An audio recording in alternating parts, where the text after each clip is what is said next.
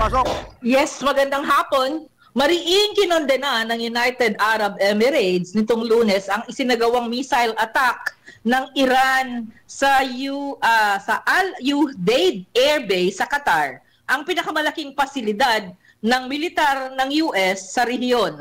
Sa pahayag ng Foreign Ministry ng UAE na inilabas sa State News Agency na WAM, tinawag ng Abu Dhabi ang pag-atake ng Iranian Revolutionary Guard bilang hayagang paglabag sa soberanya at himpapawid ng Qatar.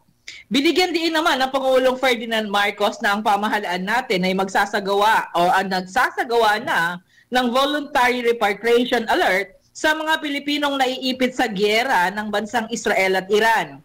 Ayon kay Migrant Worker Secretary Hans Leo Kakdak, mayroon na tayong naproseso na 200 Filipinos. Ang unang batch ng OFW sa tensyong Israel-Iran ay natuloy na rin ang biyahe kanina na nandyan na rin ang mga litrato sa ating himpilan. Sinabi ng isang Israeli army naman sa kaugnay na balita na nagpakawala ng mga missiles ngayon lang ang Iran patungong Israel.